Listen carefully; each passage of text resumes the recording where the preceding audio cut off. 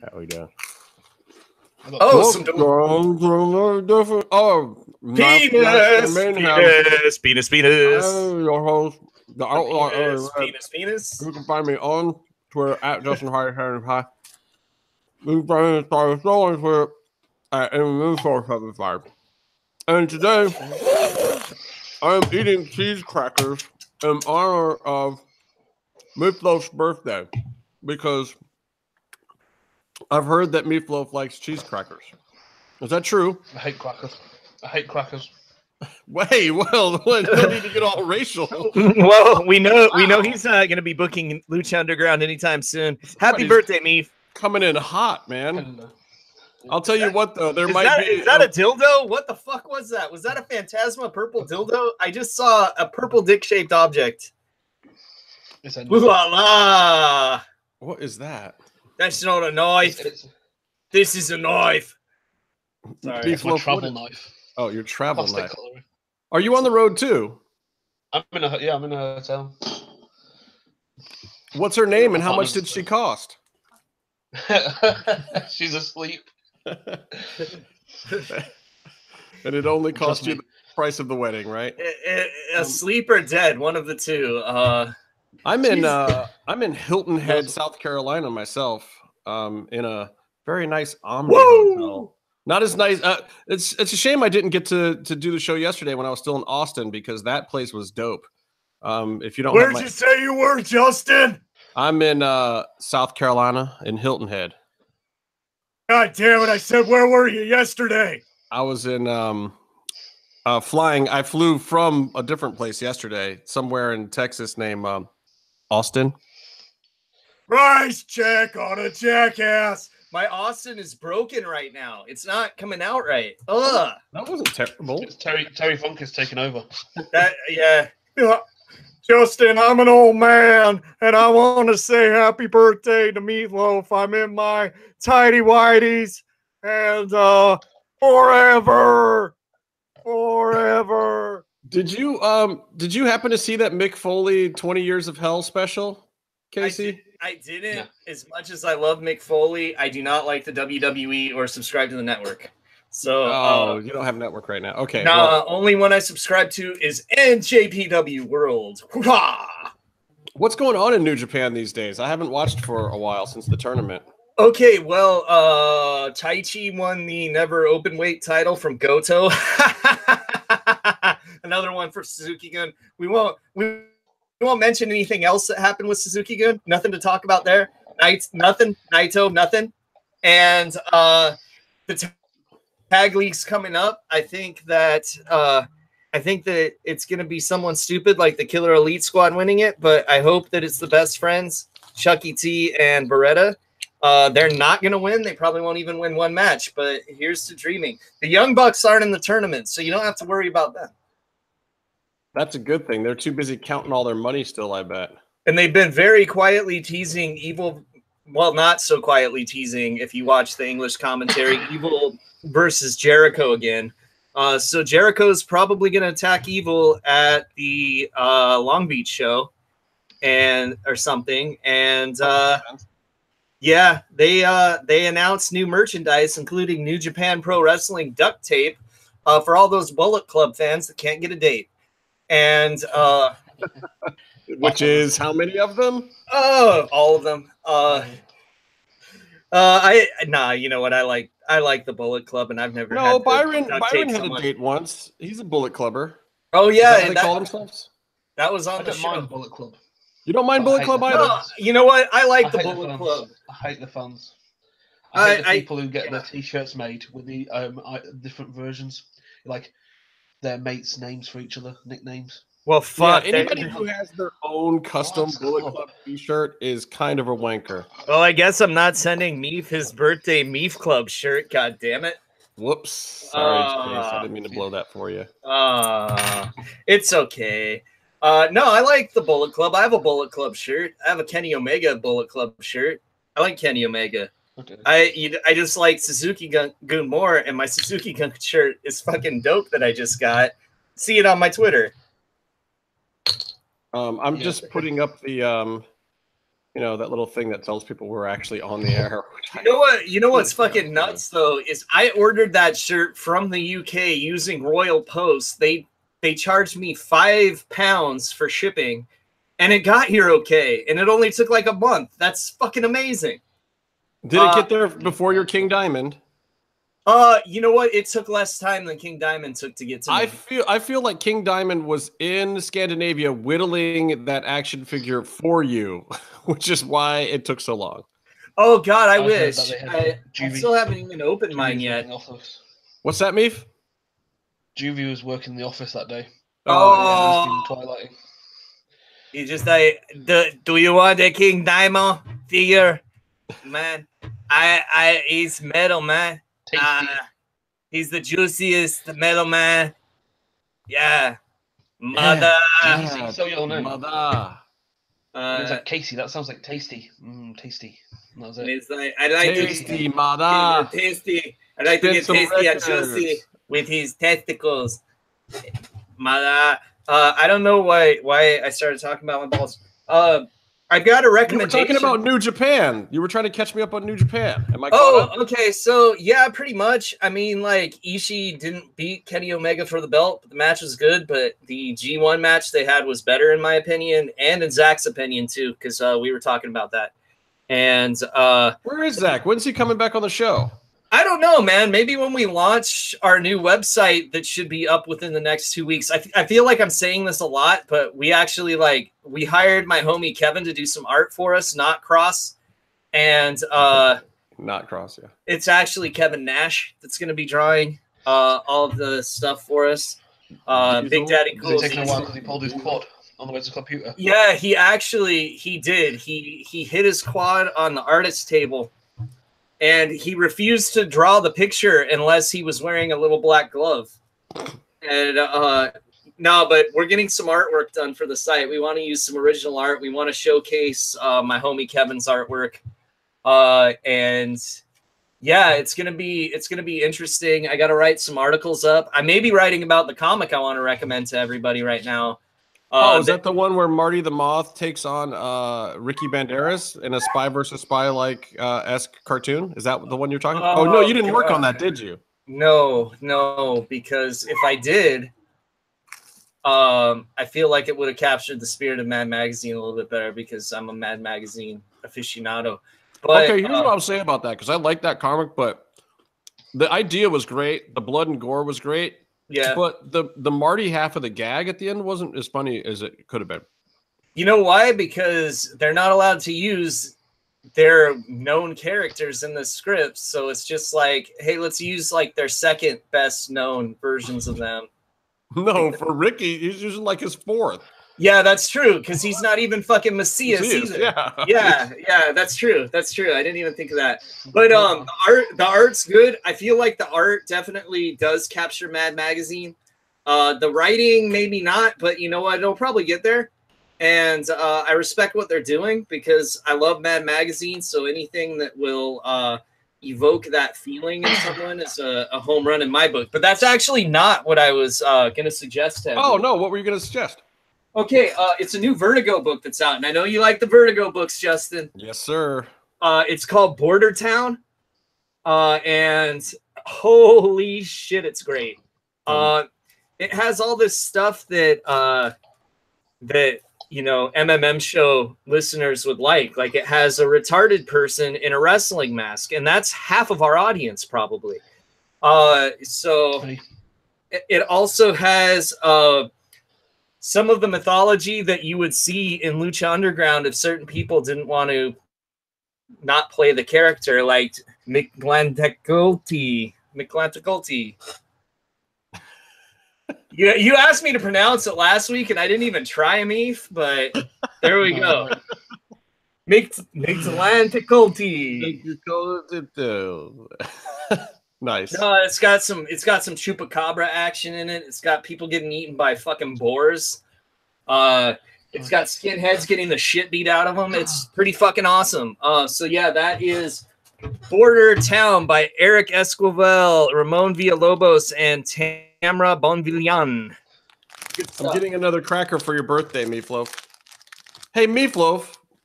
What are you doing for your birthday? Wrestling. Who are you wrestling? Flamita and Bandito. Oh yeah. I actually nearly did twice today, so that's quite fun. Why? I got Lamb done last night by Bandito and Flamita. That was quite amazing. I had to teach English people. You gotta catch him. Look.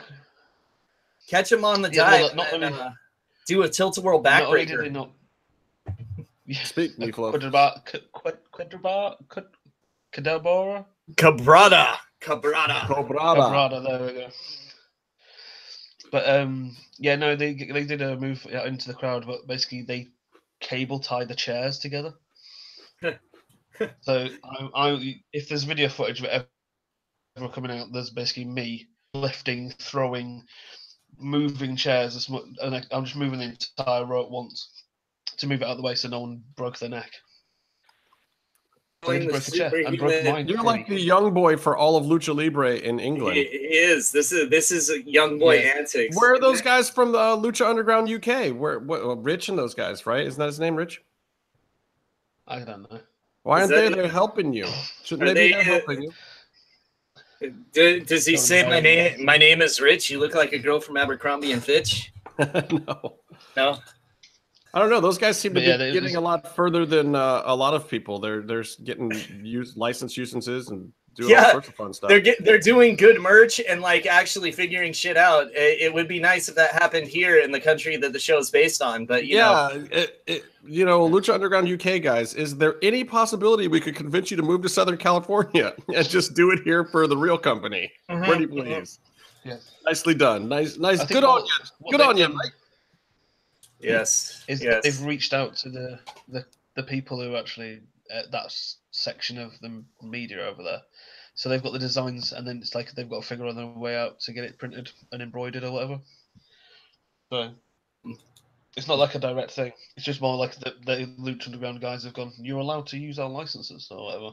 Yeah, I think they're paying a license fee to use the licenses. I've never seen that not be cool. His shirt is fucking cool too. Like that is an awesome ass shirt that they did for Cross. And it's like, so instead I get that ugly ass fucking Prince Puma shirt or that Pentagon shirt with the shit streak in the background. Like, get these guys on this shit, man. Wait, what shirt have they done for Cross? The Lucha Underground guys did something for Cross?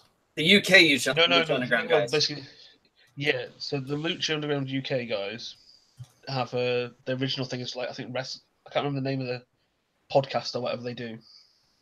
But basically, they've released one for Cross for Impact. So it's just it's Killer Cross. Yeah, and it looks good. Nice. It's a really cool design. Yeah, I like it. I think it's available on Pro Wrestling Tees. Yeah. I'm not sure. I'm not seeing it. Because if it's not, I'm thinking of another cool Cross shirt that is on there that's in his store. Is it the one with the X, the red X? That's the regular Impact one. Yeah, that's that one is available on Pro Wrestling Tees, I think. Yeah, I think it's a drawing one, right? Like, yeah, that's the one that they did. Yeah.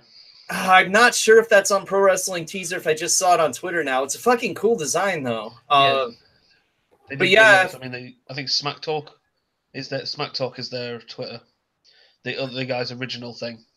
Gotcha. Wait, Smack Talk, the SmackDown video games podcast? Look, there's a lot of podcasts that have very similar names. Yeah. Like there's a Mayhem show out there that people never get us confused with, and hey, it's one that's like last real heels. Was it 2 heels and a mark or whatever? Yeah, it's called 2 Heels 1 Cup. 2 Heels 1 Cup, yeah. And it's a Patreon exclusive. I've heard that Urban is coming after us. What have we done to Urban now? I don't know. Did we not plug his Patreon? Because he is doing some cool shit on there. Is he? I should probably give him $1 a month and go check it out then, shouldn't I? If Possibly. anybody's watching this is a fan of The Last Real Heels, which I'm sure many, many of you are, because most of you only really watch this show because they're not doing a show half the time. Yeah. But yeah, they're back, by the way. You should watch them instead of us. Yeah. Or simultaneously at the same time as us, so that you can feel equally as intoxicated by their presence as most do. I feel like not you can alive. watch them instead of us 100%. I agree with that, Justin, because then I could Spider-Man more and talk less. I'm not letting you leave the show to play Spider-Man. I'm literally playing Spider-Man right now, so it's not really a problem. Okay, so great. You don't even have to leave the show. That's a You're just gonna euphemism. That is a euphemism. for shooting his gooey webs. Yes, exactly. Yeah. Gross. Hey, Thunder Rosa's in the chat room. Hi. Oh, hello, Hi. Mel. Hello, Cobra Moon. Hello, Queen. I hope your ratings didn't go down too much having Justin's face on your show. Whoa. That stupid pillow. First of all, David Bowie pillow. Oh. that pillow was the best thing in Austin. Dick. Are you kidding me? You don't like David Bowie? Really? So, for those of you who don't follow me on social media, I had this sweet pad in Austin I didn't get it for myself, and my travel coordinator got it for me for the TV show that I work on. And it was dope. It had like a record player with like the Nighthawk soundtrack, dope. It had a David Bowie pillow, super dope. Had like, a refrigerator. Actually, this room has almost all the same things. Was that pillow anatomically correct, like the labyrinth? Yeah, did it have the giant labyrinth dick bulge? No, They even made it on an action figure? The cod piece was part of No, the Justin, that is not a cod piece. That was all dick, bro. Oh, that was all dick. Mm-hmm. That was all... Maybe a little bit of taters, like mostly meat, some taters maybe near the bottom. But you basically are more of a hipster than Byron now, is what you're sounding like. Yeah, well, it was a cool hipstery room, and I enjoyed it. Damn it! And anyway, so I was in Austin. Mel was up there doing some shopping for Austin. You were in Austin? What? Yes, I was in Austin. I ain't down for that shit, Justin. Think you got me confused with Roman Reigns? I was working for the Authority in Austin. Anyway. Plus, he beat you like a woman. I was in Austin working, and Mel saw that I was there and swung through and said, "What's up?" And I forced her to eat some food. And then she gave you the Stone Cold Stunner. It said DTA, you stupid piece of trash. It's coming back to you. It's coming back. You know what? I think when I drink this Mountain Dew, it just makes me a little phlegmy, and it's Code Red. Code Red Mountain Dew, the good stuff. See, Casey, if you drank a lot of beer, I think you would probably be Stone Cold Steve Austin. If I drank a lot of beer, I would be fat as shit because this soda's already fucking me up. That's true. You probably would be. Anyway, so it was fun. I got to hang out with Thunder Rosa. Go check out her YouTube page, Thunder Rosa 22, and you can see a little bit of a video that we cut that night hanging out. Did you jump out of the cake, Justin? I did not jump out of Brian's cake. Happy birthday, Brian, by the way. Happy birthday, Brian. I did not jump out of Brian's cake. Do Brian and Meef have the same birthday? I was going to do like the Under Siege thing. What? Brian and Meef? No, because Brian's birthday was... When was your actual birthday? Your actual birthday was yesterday, Meef? Friday, 28th. That's yesterday for us, Meef, on this side of the ponds. And I think Brian's was actually... That's 2 days ago. Thursday, I want to say. So you're very close. It's fucking scary that Meef's from the future. He's very Aerostarish. We're all fucked. Yeah. See, I was gonna say he's more like Kushida because he like only wins matches that don't matter. Hey, wait a minute. Thunder Rosa just said the music sucked. My music did not suck. Those records were good, fine records. That you should have had some Tangerine Dream. Nighthawks soundtrack was awesome. Should have had some. Just say that. Should have had some Misfits. If you were with hipster ass Matt Cross, he would have had the Misfits because even though he's a hipster, he listens to good music. Just saying. Yeah, Rich is in the chat as well. I believe that is Rich from Lucha Underground UK, and he says there's 2 Killer Cross shirts that he's done now. Yeah, we were giving very, very high props. I don't know if you heard us or not, but how cool the cross shirts are, which I guess you heard or you wouldn't be responding to it in the chat right now. Yeah. Yeah. There's that. Apparently Thunder Rosa is cutting all kind of promos on my musical taste. We might have to take this to the ring. We might have to have some kind of intergender kind of lockup fisticuffs. Oh wow! The James Ellsworth of the MMM show, Justin Harvey.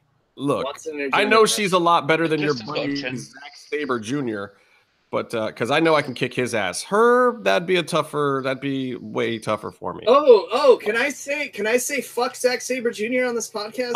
That was actually where I was leading to until I saw that Thunder Rosa was in the chat. AKA Cobra Moon, for those of you who don't know her as Thunder Rosa, Cobra Moon.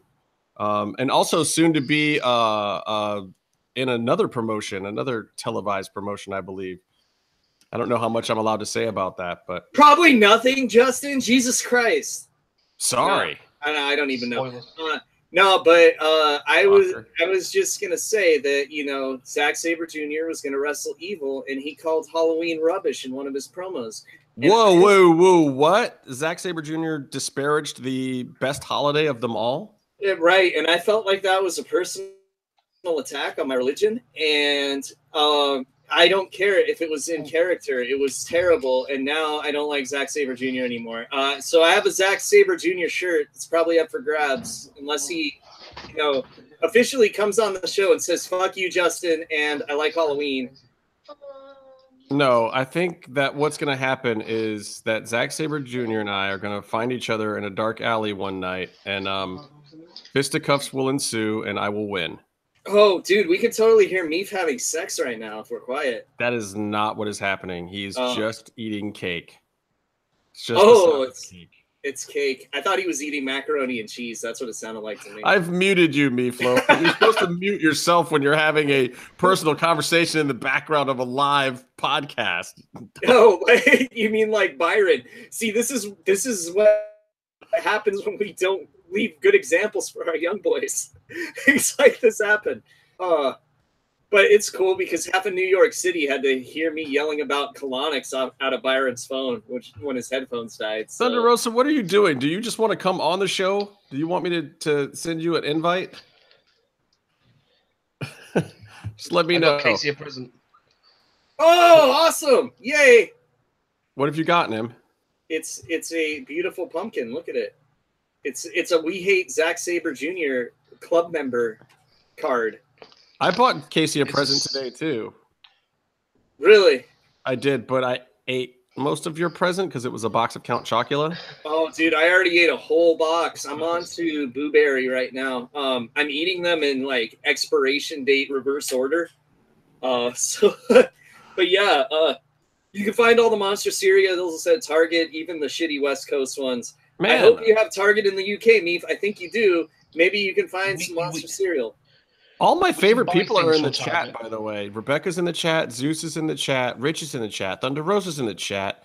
Mal's in the chat. Is there not a wrestling show in Southern California today? Is that what's happening? I don't know. We must have picked the right day to do a show because all the cool kids came out. Well, you know what?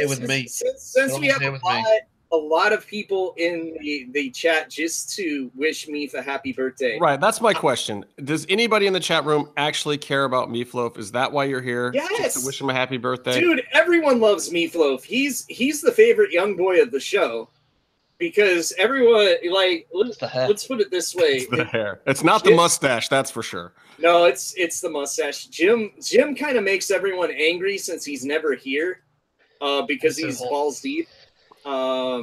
But see, Jim tells us all week long like what we should talk about on the show, and it has all these hot angles and all this great stuff to say, and then he goes to all the great indie events, and he's supposed to come back in here and report on them, and then Jim doesn't show up, and then when I go out to a wrestling show with Jim, he gets mad because everybody on the planet recognizes me, and then they don't recognize him, and they'll run up to me and say, "Hey, can I get a picture?" And then they'll make Jim take the picture. Yeah, Jim Sakafotos Velasco, as we call him at the Lucha shows. Yeah, hey, it's fine. Fucking Spider-Man's a photographer, and I'm playing his game right now. Oh, my God. There you go. All right. Am I ready to talk about Lucha Underground yet? Am I allowed? No. I got another thing to request from Happy the chat. birthday, Brian. Brian's in the chat room too. Happy birthday, Brian. Happy birthday to our other birthday boy this week. I want to ask everyone in the chat not to tell me in the chat because I'm not going to fucking read it. Tweet it at me. Cool shit to do at Disney World because I am going later this year with my girlfriend. Boom. Disney World? Disney World. The O-Town one? Oh, yeah. Yeah. O-Town, you know, my homies that did that Inspector Gadget theme song. Respect for the, you know, the Inspector Gadget movie. Shit, it's an actual boy band. O-Town. You know, I think you might have had that in the vinyl. Oh, we had O-Town. Oh yeah. I'll take you to O-Town, Meef. Don't worry, baby. Rich had a great comment on our last episode, by the way. In the comment section, he said they should have called Chelsea Green Venena and play her as the sister of Veneno. You know, Veneno always bothered me, and we need to just completely ignore he ever existed, since that was already a fucking existing luchador name, DJ. Well, I'm pretty sure Reclusa is not an existing luchador. No, because he might have found out how to finally access Lucha Wiki, or you know, because I just thought he was playing it safe. Like, if I make a name as shitty as Big Bad Steve or Jake Strong, that won't exist. So I'm okay. But you know, Veneno, hey, yeah, let's name a spider guy after one of Spider-Man's greatest villains. Movie opens like next week, I think. No, that it's already been done. There's a Veneno already, and he had nothing to do with Spider-Man. He was part of the Puerto Rican stable in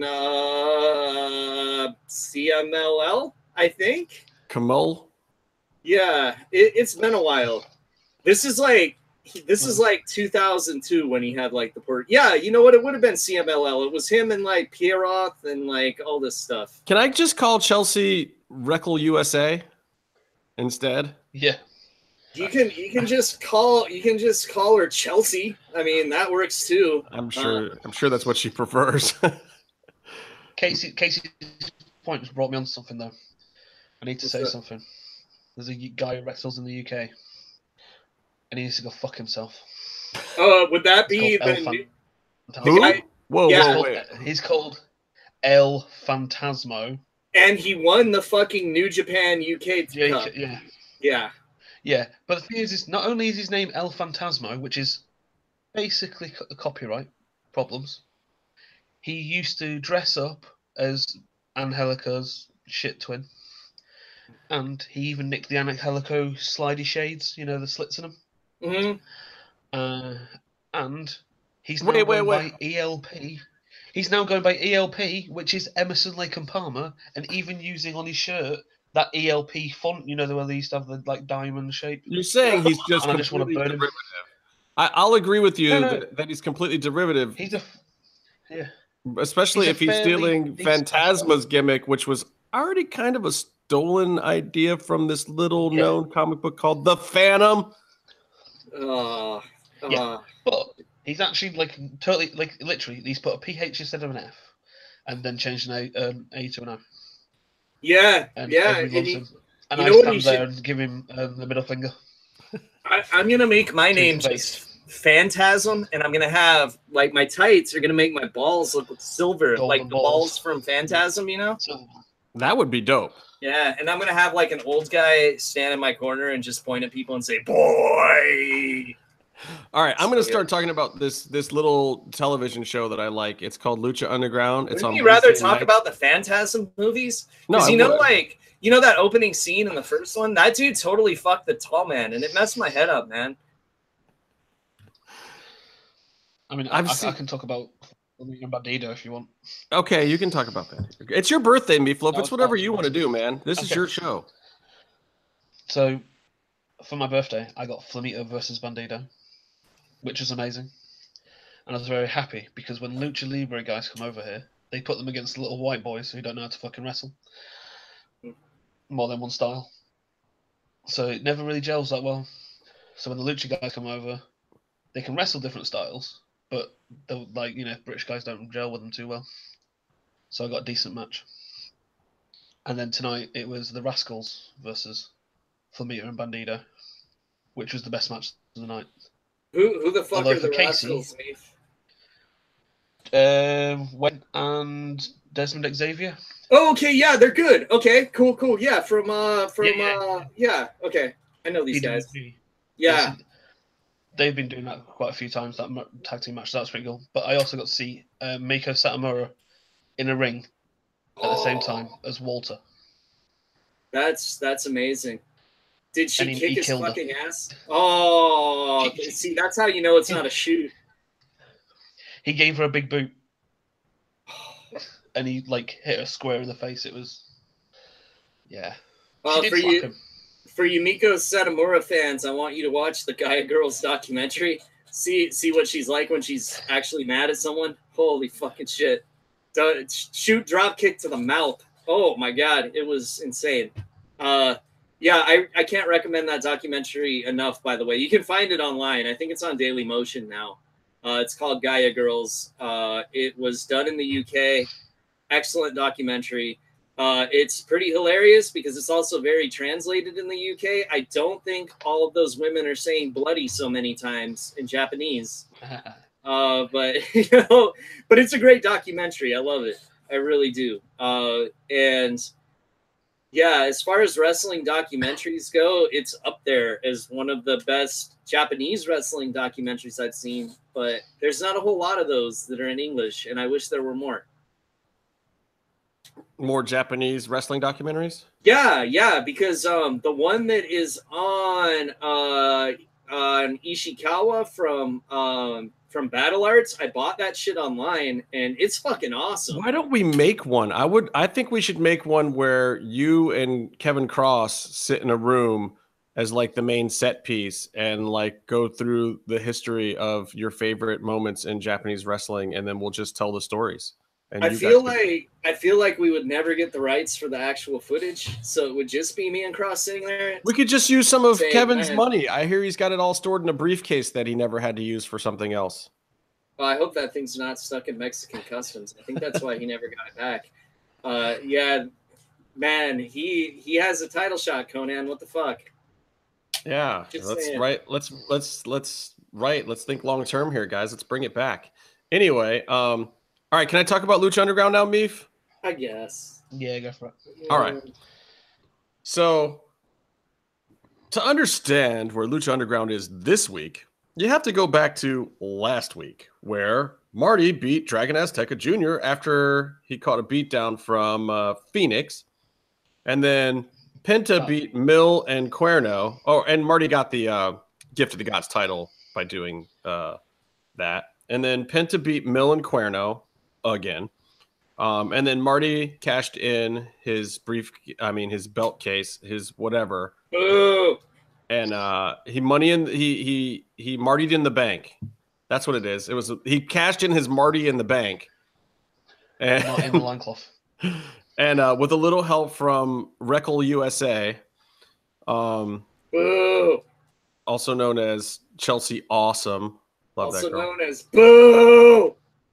He beat Casey's golden lover, Penta El Zero Dark Miedo. Dude, I'd like to think Penta would have higher standards than me. I'm just saying. Yes. Was he wearing the gold? No, he doesn't wear the gold outfit in Lucha Underground. No. He wears the black and sometimes a little bit of red. Yeah, that's the Indies outfit, right? Well, when he first debuted, he was doing the red, white, and black one, right? Just the straight up black and white one. And then he started doing black and white with some zebra stripes, and then he'll throw a little red in there. And yeah, no, the zebra stripe one was the one he was doing first season Lucha Underground a lot. Yeah, Cerro Miedo match, he had the zebra stripe. That's kind of like the Perros Del Mal one, though, right? Yeah, and I love that mask. Byron has one, and it's really good. Oh, I hate that guy. It's okay. I heard he's been found dead in the sewers in New York, and that's why he's not with us right now. Well, speaking of dead, turtles. After the recap of Stryker using some nonsense letter from Antonio to explain to us everything that happened last week instead of just giving us a recap. Well, yeah, that's what happens when you only have $5 to make the show. Well, they spent some of their money wisely this year, though. I like a lot of the vignettes a It's lot. like, hey man, we can have a video package or we can have catering. So let's just have a fucking letter. Read that shit. It's like we can have a recap or we can have lights on over the ring.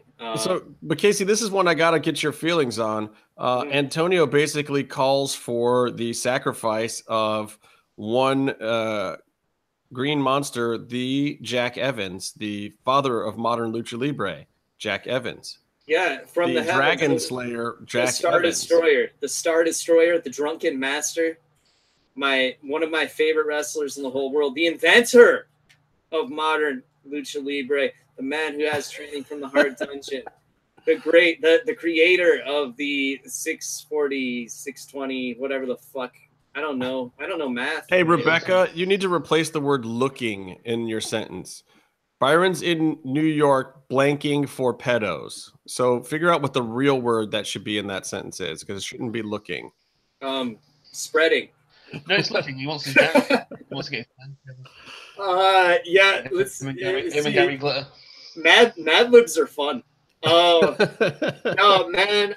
Look, we all know why this happens. We've covered it on the show before. I'm still angry. Because when you have a star as great as Jack Evans, you make sure he's happy at all times.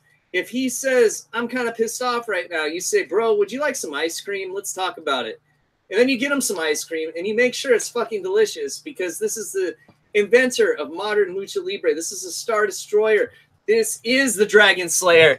This is the Drunken Master. This is Jack Evans from the heavens. And now he's dead on the show. And you know what? Now the show is dead to me. Thank you. Wait, it wasn't dead to you when they took Penta's belt last week? No, I mean, it was dead to me. It was dead to me back probably around Ultima Lucha Dos when Matanza beat Pentagon. That's when most of my enthusiasm died. And then Sexy Star won the belt and killed the rest. No, I'm just kidding. I'm not, but I am. And look, man, I really like Jack Evans. This pisses me off. I mean, I think we all like Jack Evans on the show, except for Meef because he hates white people. But you know. No. Rich said the Mad Libs word should be campaigning. Byron's back in New York campaigning for pedos. I like that. Yeah, trying to get that Megan's Law revoked, I guess. But I don't think you can get that off your record. I think that follows you. I'd like to hope so. Because Byron, if he can afford to live anywhere, it's probably in a den of pedophiles. Why is Byron tweeting about the show and not on it? Unacceptable. Oh, you know why. That means he has a phone and service. He should at least stop by and say hello. He doesn't want people on the streets of New York to hear me talk about colonics again out of his phone. or shouting, "This guy's a pedophile." Just so alert. Casey, I know you're a fan of Antonio Cueto, but this had to be a sharp blow to your like of the Antonio when he called for the sacrifice of Jack Evans. Yeah, it's fine because when it'll go down that Antonio Cueto killed the show and made it jump the shark and not Jack Evans. How about that? I think the jump the shark moment is going to be when Matanza kills him. I'm sorry, Matanza kills himself. Where he Wrath of Gods himself at the end of the season. It's possible. Speaking of which, did I mention the retarded luchador in the comic Border Town that I recommended? Because he's pretty great. Yeah. No, I don't think you did on the show. Got a new career. I actually that's actually how they refer to him in the book. I would never be so politically incorrect myself to say that. I'm a good person, but yeah, they say he's a retarded luchador. So there we go. That's his description. Wow. Yeah, he's basically like Sloth from Goonies with a lucha mask, and that makes him probably one of my favorite comic characters ever created already. And he's wearing a bootleg Mil Mascaras mask. Yes. No autograph for him. Yes. Rich, is that the Twitter handle for you guys? At Lucha UK? Pirata. At Lucha_UK. Dude, I'm glad you guys are live tweeting. I didn't get to live tweet. I had to work. I just want to go out and say how much more I like those guys than Yoni's replacement. I almost like them as much as Yoni, who I miss so much. We love you, Yoni. Please come back. Yeah, we just do. on the show. Just come here. Yeah. We'll have you. Oh, he could be our social media guy since Byron doesn't want to do it anymore. Oh my God, we would rule the universe if he was our social media guy. Yeah, I like Yoni. Byron taking. No, we bust their social media guys' balls a lot, but we like that person. Oh, absolutely. We're just fucking around. Absolutely, but we just like Yoni way more. But it'd be like if all of a sudden, though, like I was the color commentary guy instead of Vampiro. Right.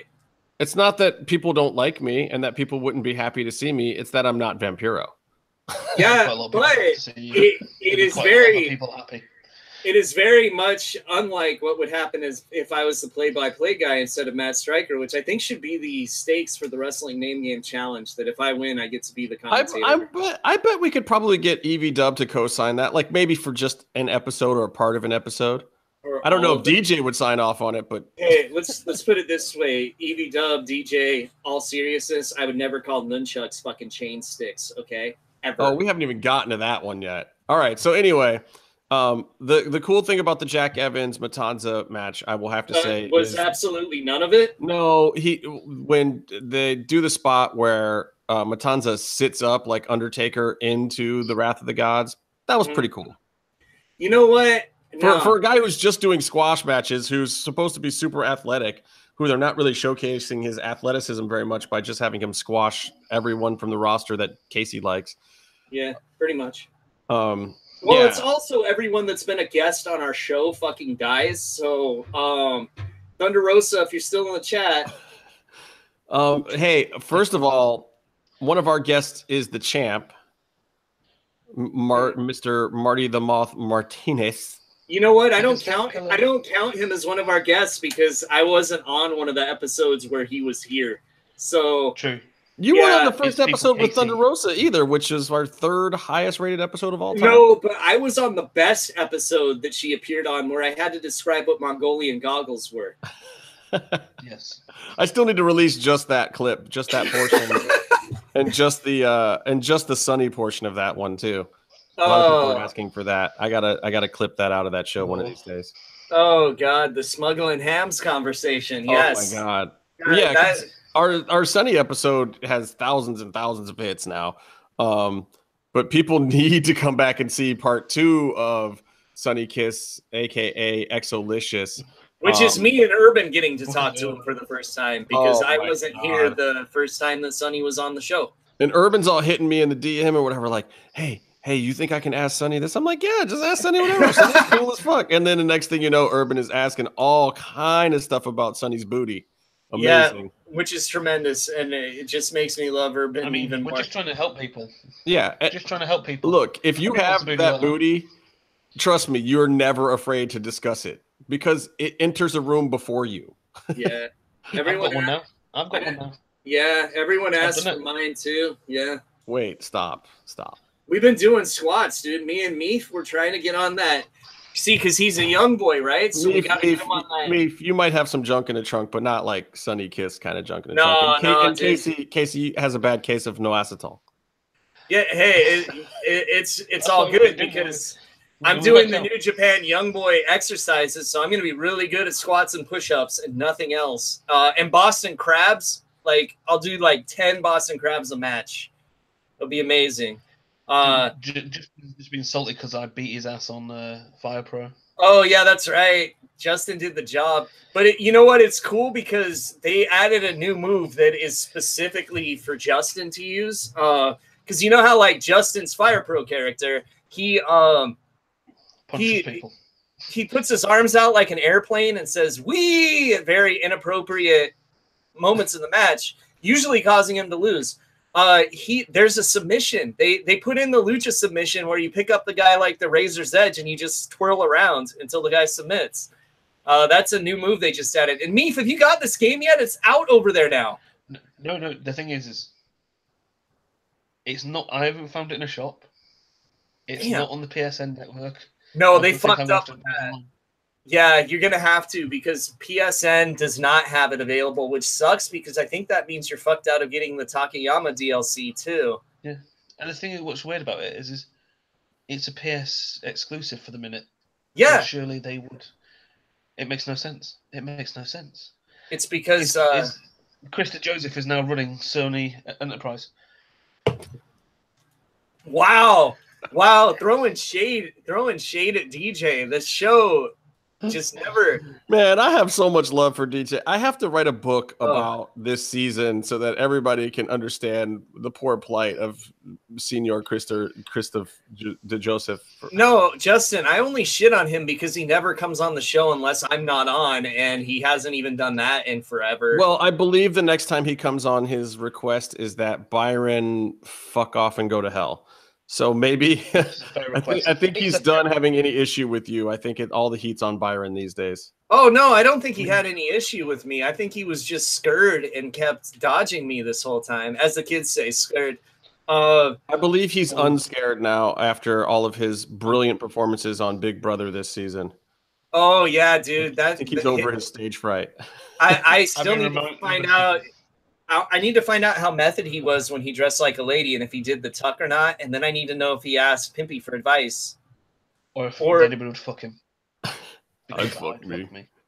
I'd fuck me hard. Oh, God, DJ, yes. Okay, that's your next Big Brother character. You have to do Buffalo Bill. It would be fucking amazing. Just tell Roach, man. My horses playing well. Oh, speaking of good homie Chris Roach, I want to tell everybody that he's writing the new Fantasy Island. No, Lucha Underground Season 3 is not coming to Netflix right now. Sorry, but Truth or Dare is going to be up in probably about 5 days. I think it's like October 3rd or October 4th, Netflix. But are they putting up the director's cut or are they putting up that PG-13 cut? They might just be putting up the PG-13. It's like watching an airline cut of a movie. If you've seen the unrated version, so much better. So much better. Man, the last airplane movie I sat through was Memoirs of an Invisible Man, and that movie fucking sucked. And I love John Landis, but that movie was dog shit, man. Ugh. All right, I got to talk about the next Lucha Underground match. So Jack is gone. I just remember one thing, though. I apologize. But I just remember one thing. I need to interject it. Do you know Casey's the name game hero? Yes. The Champione. The Mega Campione. We should have him versus Rob Viper. You know, I think I would beat Rob Viper. I think Randy could beat me, for sure. And I've said this multiple times, but I don't think Rob Viper can because he's Canadian. And come on.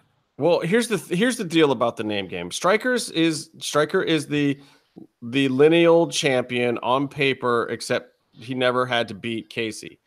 So interim is undisputed. No. What happens is what's going to happen is in March, we're going to have the interim title go up if there is no Lucha Underground taping by March. So by March 15th. So that's the cutoff date for a title defense. But the title defense has to be at Lucha Underground. So if I'm totally down with doing it on the show as long as we can get both of us on video, so I know that Matt Stryker isn't cheating. Okay, all right. Well, the drop dead date on that is March 15th of 2019. So by that point in time, there has to be a defense of the title. And if there's not, then Stryker would be stripped, and the title would then be up for grabs. In a tournament? That'd be me. Yeah. I'll own it. I'll own it. That's how MMA works, isn't it? Somebody. Because you know what? I feel like I'm just putting my fucking 2 titles on the table, which are in a weight class in this as well. But I would love to get Rob Viper in the mix on the whole thing. I think he'd be a great contender to the throne. I'd love to get Rob Viper on the show, period. That dude's awesome. I fucking love that guy. A Cubs fan, too. He helped me out this week. He helped me out with a mask this week, so... All right. Big shout out to Randy, who's an absolute legend for sort of Meefloaf. Oh, God. Randy is the greatest guy in the world. I cannot say enough nice things about Randy. We should call him the Amazing Randy and make that magician just get fucking another name. All right. So I like Rebecca asked, why isn't Lucha Underground season 3 coming to Netflix? And Rich says it's because they hate money. Yeah, there we go. There we He's got a go. point. I've said this 1,000 times. I told EV Dub that, didn't I? That's not entirely what's going on. First of all, Netflix has to want it, and I don't know that Netflix cares. Second of all, I believe that it's still in the on-network syndication time frame where basically El Rey still has the rights to rerunning that last season for a couple more months before Which it can they're go not to... even doing, but they... Yeah, but they probably will, and leading up to the finale of the season, or maybe right after it when they have that big void. I would imagine 2019 would be the earliest you could see it. And people, a lot of shows are like that. If you look at what comes to Netflix, it's like if you're watching the 100 on Netflix, it's like 2 years behind what's on broadcast. So whatever was 2 seasons before theirs, when they get it when the season currently stops. Yeah, I mean, the only real Like Gotham exception right now is American Horror Story, I think. They're a season behind, but...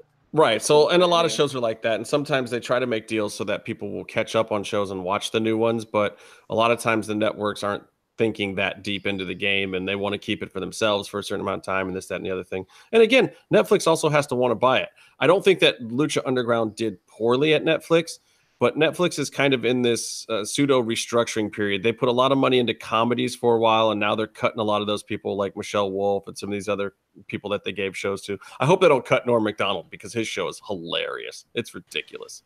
It makes absolutely no sense.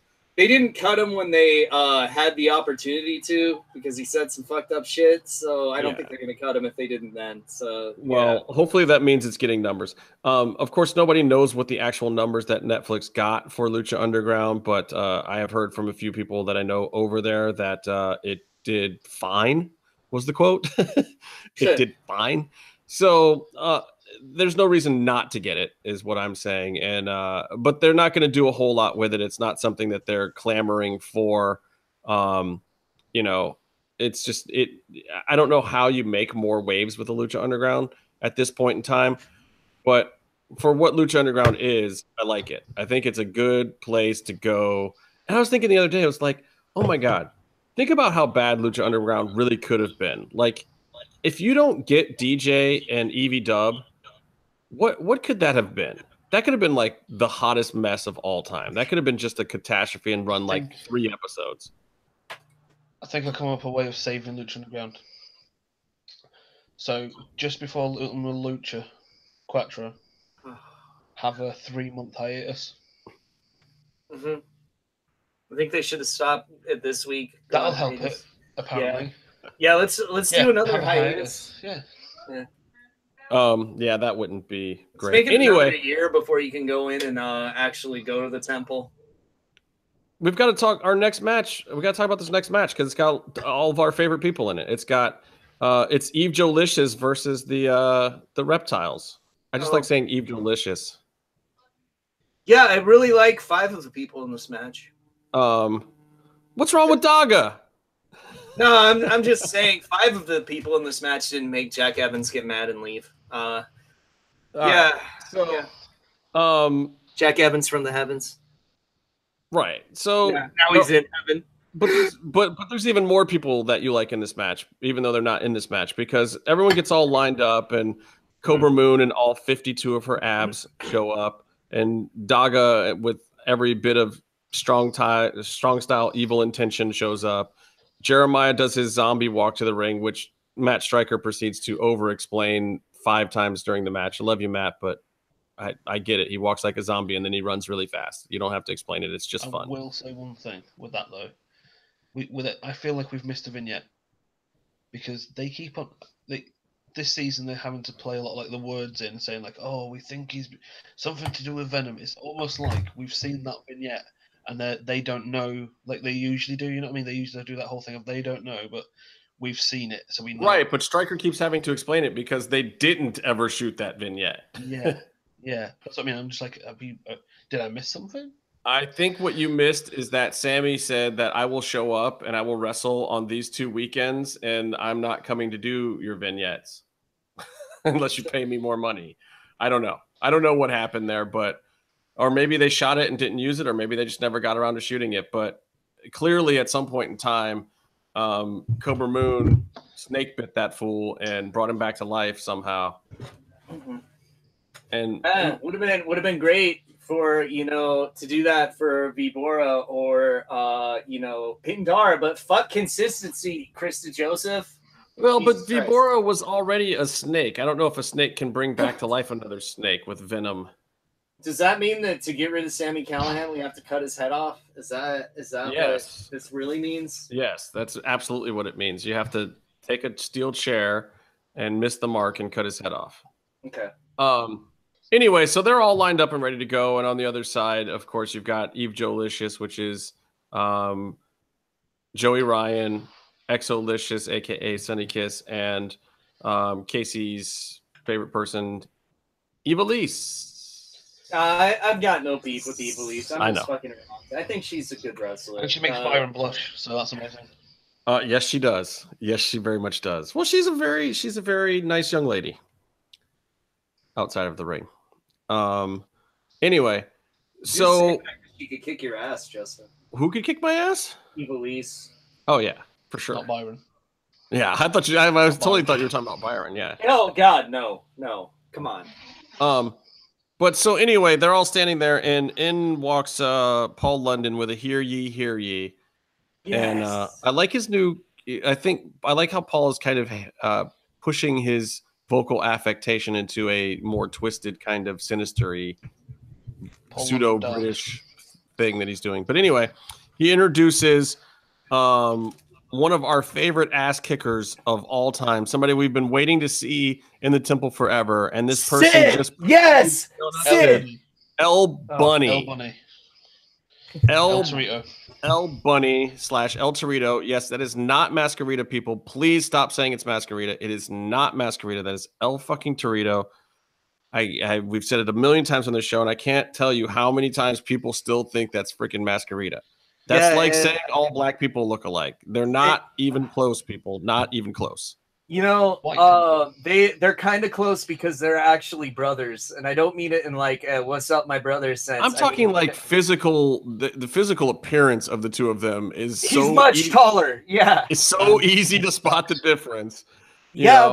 like during the vignette when he actually played Masquerita and was a good 6 inches taller. Yeah, and honestly, Torito is jacked too.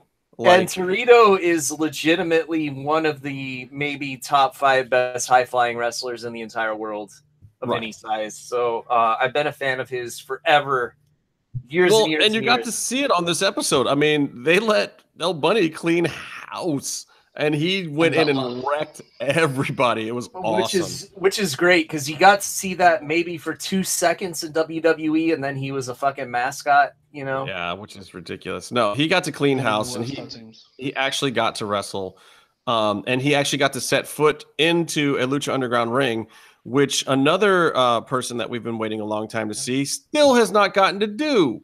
They brought out Cross. The crowd pops. The TikTok chants are through the roof. Nobody's supposed to know who he is. And keep in mind, this all was taped long before Impact, long before he even went back to AAA. As far as anybody should know, nobody should know who Killer Cross is.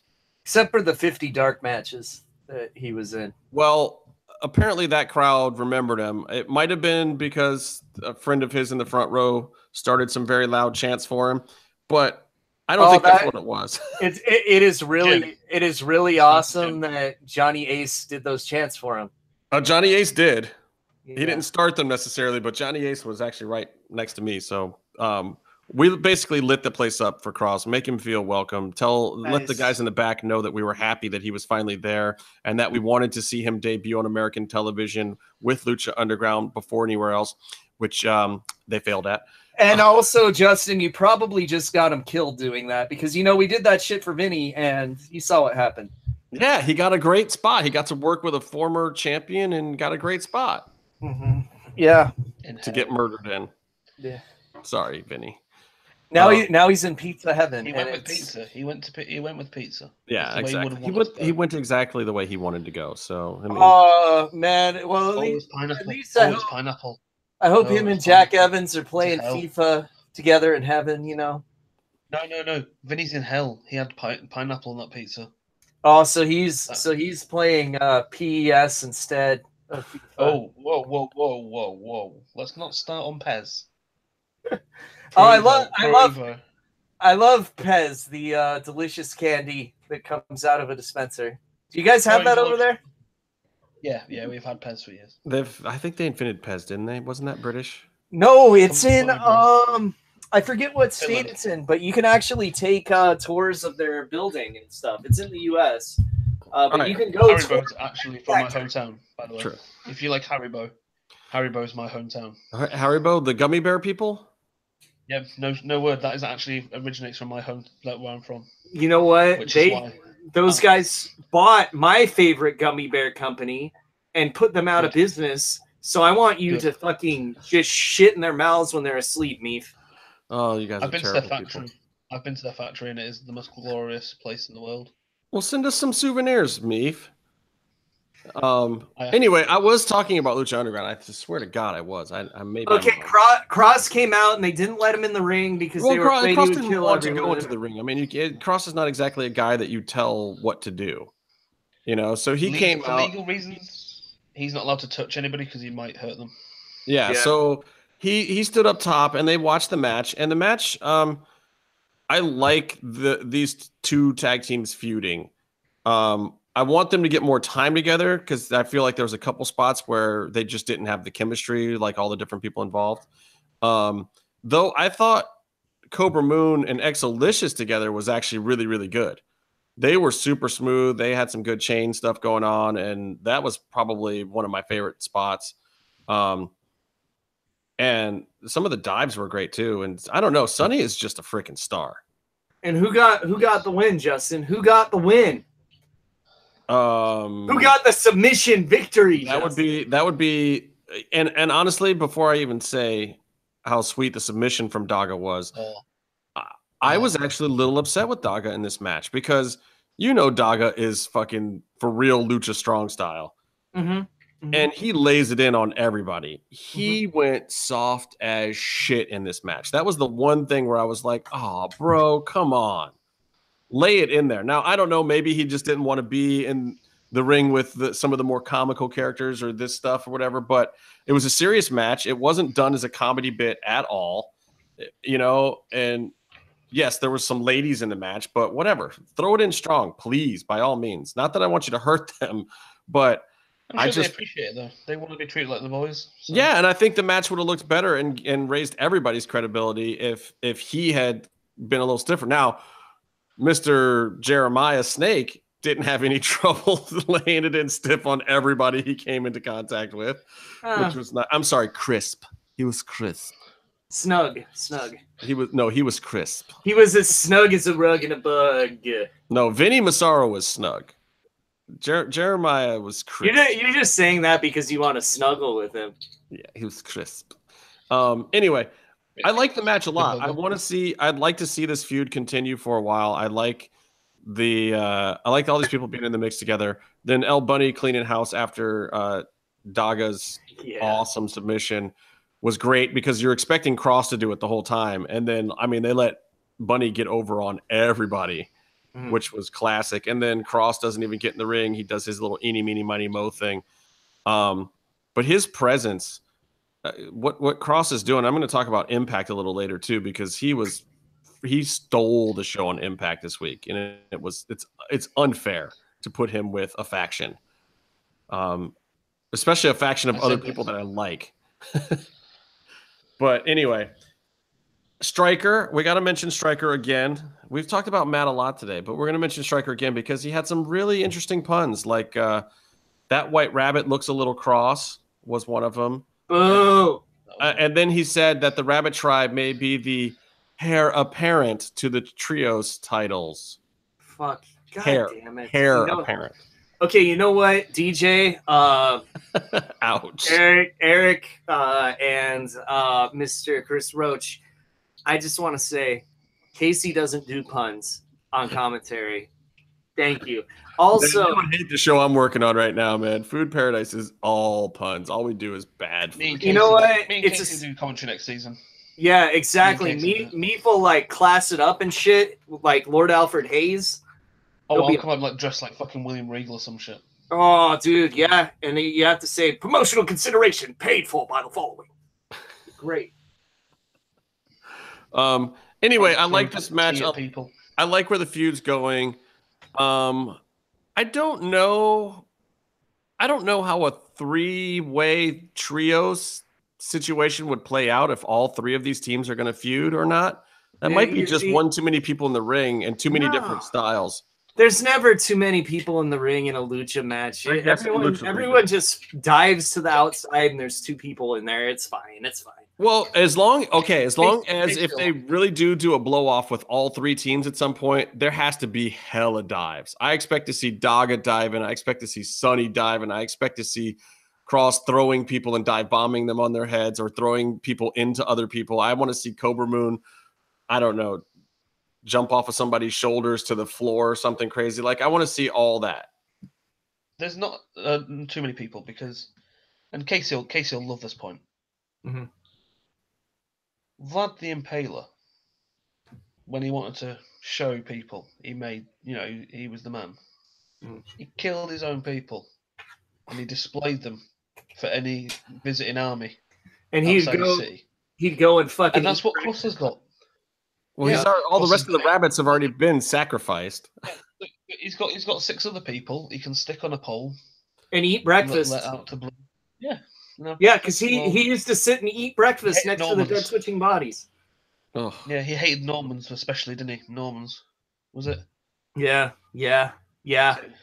See, we fucking love Vlad the Impaler on this show because you know what? We're a bunch of fucking scary, evil motherfuckers when Byron's not around screaming about sunshine and rainbows and how much he fucking loves My Little Pony and shit. That's true. He does have a kind of false sense of PMA. Let's be honest. He is a brony. He is. I don't know if it's closet anything. I think he's just a brony. Yeah. I don't think he hasn't told anybody. He's closet because he hasn't told anybody. What do they call? What do they call the people who like Teletubbies that are like bronies? Do they have a name too, Meef? They're Jim Velasco. Oh, pedophiles. Okay. Yeah. Pedophiles. Pedos and bronies. I don't know, man. I've seen the Teletubbies work, and they're pretty decent luchadors. They beat the shit out of some people. Did you guys hear about the Teletubbies with the whole like sex thing that happened? I did. Yeah, that's amazing. I haven't heard it. I don't know what this is. What is this story? Oh. Was it Tinky Winky? Was it Tinky Winky? Tinky Winky was the gay one, yeah. But there's a whole lot of banging. There's a whole lot of banging going on.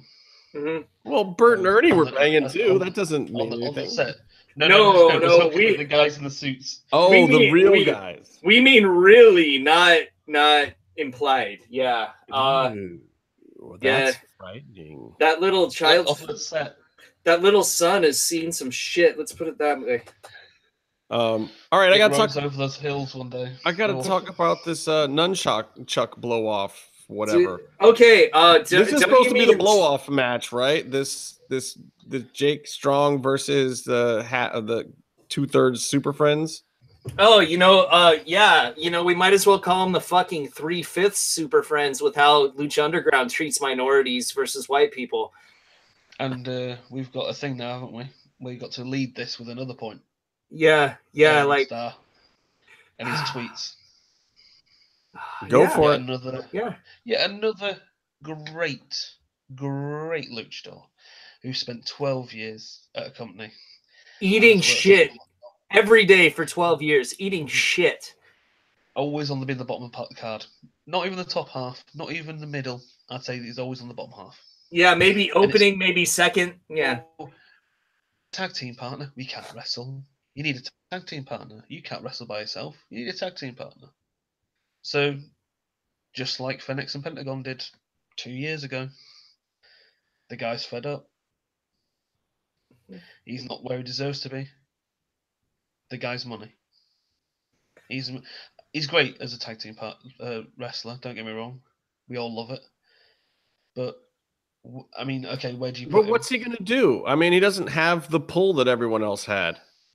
Yeah, but he should have left when they left if he was going to do it. he would have got lost in the shuffle if he did that. I think he's doing the right thing if he leaves by himself. Yeah. If he goes out there now, he's in a better place. Yeah. But what does he think is going to happen? I mean, they've made concessions for some of these other guys. Does he think that he's just going to get concessions made for him? You know, he should, because he's the last creation of Antonio Pena. And that should be a bigger deal than they treat it as. So what's he going to do? He's going to be Star Arrow in some other promotion now. Oh God, I think it's gonna have something with Arrow in it, or he would have to trade all his Arrow Postal clothes in. Cosmic guy. Space dude. His name will be Arrow Planet, and then he can get as fat as he wants. He should just call himself Time Lord and show up in a little police box with a robot dog. Don't do it. Get him in DDT. Don't. The thing is like I've already offered, and I was semi-serious. I will let him have my workshop to live in. I think he's gotten paid enough money that he has a place to live at least. No, I mean, I just want he can come to England and he can just mop up here. And I mean that in one. Well, he could, because all of those guys are small too. Casey knows. Yeah, I'm sure he could. No, man, I want to see him go to Japan. That's where I want to see him go. Sorry, Meef, I'm not sending him to you. I want to go to Japan. No, that's fine. I think Japan would. I just want him to find somewhere where he can go and be a singles wrestler and show everybody that he's easily as good. Well, as Casey and I were talking about before the show happened, he's got to stick around Lucha Underground for one more year because he needs a heel run, because it seems like DJ's plan is to always make sure that one of the Super Friends is a heel.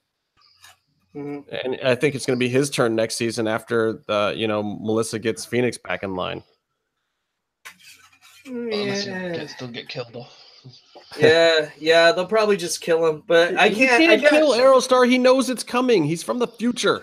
Dude, I killed him in my highly acclaimed fan booking episode. I had the caveman kill him. That's true.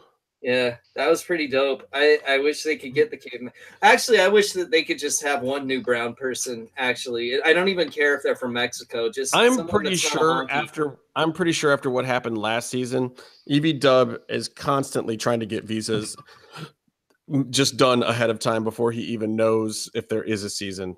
Well, look, man, I don't care if it's a Visa, a MasterCard, a fucking Diners Club. I can't. That was a Matt Stryker joke. Never mind. That was amazing. That was amazing what you did. Anyway, your boy Aerostar is not as good as his colleague with nunchucks. His one-handed nunchuck skills were left a little something to be desired, but at the same time, super fun match. Can I tell you why though? Aerostar's fall from the rafters was also amazing. While we're finishing up talking about Aerostar, that was a great spot. Drago's great with the nunchucks because he practices with them constantly. And he's a little Bruce Lee. When we were in the when I don't know why I'm saying when I was in the Believers Backlash match. The first Believers Backlash match. Yeah, and they were talking before the match. Drago was just practicing his nunchucks the whole time we're talking, and he's fucking good with them. I mean, you've seen it on TV. But okay, so you got two of the best luchadors around. Drago deserves better than being in a fucking handicap match, especially when it's his specialty match. And coming out on the losing end and getting his ankle broken. Kind of sucks, man. Yeah, I mean, he got that junk snapped, and we're really close to Ultima Lucha at this point, so I don't know if we're going to get Drago back this season. Especially when... Okay, this might not be apparent when you're there live, and it might not be apparent on Twitter, but if you're just talking to random people about Lucha Underground, it shows everyone fucking loves Drago so much. And he is extremely popular with the American fans. It's just that a lot of people don't realize that. And yeah, man, like even well, this is okay, so I gotta ask. And we've had this conversation before, but I feel like Lucha Underground needs another belt. Nah, I'm good. You got a fucking glove. See, they went from belts to gloves. Like the next one's But gonna no be. one's seen the glove. Yeah, Like that's true. maybe they do need just one more object or something. I don't know. I feel like there needs to be. I feel like there needs to be a way to elevate guys like him. You know, like if we had Drago feuding with Sammy Guevara, you know, over some other lower title, that would be straight fire. It'd be like the middle of your show every week, and you would love it. It would keep you coming back for more every fucking week. So you need a The TV problem is- championship from a show Yeah. that doesn't like. Okay, so that's the thing. Like the show doesn't. It's underground fighting, but it's clearly a TV show because you have commentators there. But they don't want to act like it's a TV show. That it's an underground fighting thing, but it's clearly televised because why do you have fucking commentators then? And recaps. And recaps and things that happened last week and plugging the El Rey network and sponsors and things like that. Well, I don't mind when the commentators do some of that, but it's weird when Stryker is reading a letter from Antonio, which is referencing the television show Lucha Underground. Yeah, and it's weird that Vampiro and Matt Stryker suddenly know about Pascual Mendoza's past too. I'm never letting that one go. Or the fact that Jeremiah Snake is a reincarnated zombie somehow. Yeah. The other thing as well is what you need to do for this whole new object thing is you need to go back to the very beginning and just restart. Where we actually just to make sure it stays with its Aztec heritage that it was supposed to be having. Yeah, I mean, I'd still like to keep see that all the going. tribes get fleshed out a little bit more. But that's not going to happen. That's not going to happen now. It's whatever's gone on with that. It's gotta, too late. Yeah. And we lost a tribe. Stuck with it. Well, they should have stuck with it and basically gone through with the whole idea of it being playing out almost like the Dust Till Dawn series was. With the whole, like, stuff. So when they were in the first two series, there was a big thing put on tribes and gods. Maybe Rodriguez stopped giving notes. And the tribes started coming out, and people from different tribes started emerging, and it was being played on.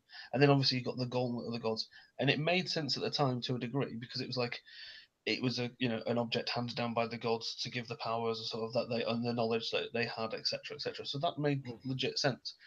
They could have all done, basically, you could have ended up with some kind of thing where they all had one or something over the series, a different little thing or something, like with a rabbit tribe, a rabbit's foot, something. Or even the the fucking medallions. That's what I was just gonna say. I think there's a way where you could imbue each medallion with a little more power, and have those feuds last longer that lead to a gift of the gods, or that I don't know. There's got to be some way to do it. You know what, though? It is too late, like Meef said, right? Because we lost a tribe. We haven't. Nightclaw. No. We lost two tribes because Nightclaw's not there and not Prince Puma also. And now Katrina's dead and Mill wasn't part of the tribe. So he was just a dude she found in some rubble. True. So it's like, so that's two down. So we still have the Moth tribe. We still have the Rabbit tribe. We still have Dragon Azteca. Dragon Azteca is just gonna die because he keeps trying to fuck dead dudes' girlfriends, and he's just gonna get like maggots up his dick hole, and it's not gonna be pleasant. True. All right, so back to the nunchuck match. Travesty, absolute travesty. Bad idea. I thought it was a well executed travesty. Like the big beast is smacking his chest in the middle of the ring. That's not me saying he is as a person. Right. It's just with that I said last time, you cannot get away with his whole "I'm border patrol" rounding up some Mexicans shit that he had before. Everybody who watches Jack Swagger, they see the slapping. It's "we are the people." Strong. It's basically going, "I'm stronger because I'm white," and that's what happens in my head. That's where I go to. I just see it as some really, and I'll be honest with you, I'm just bored of him. I like him as a wrestler. I don't like the fact that two of the best actual luchadors, two of the only actual luchadors in the country, in the company, lost to him at the same fucking time. It's okay if he would have won 2 one-on-one matches, I'd be fine with this. But this is saying that Drago and Aerostar are less than one white person. Yep. Yeah, but when that one white person is Jake Strong, I could beat him. Oh dear Lord, no. Oh God, we need to get him on the show now. I know we've been trying. No, I gotta tell you, he's legit badass. I mean, he's an actual MMA fighter and a world-class wrestler. He is no Zack Sabre Jr.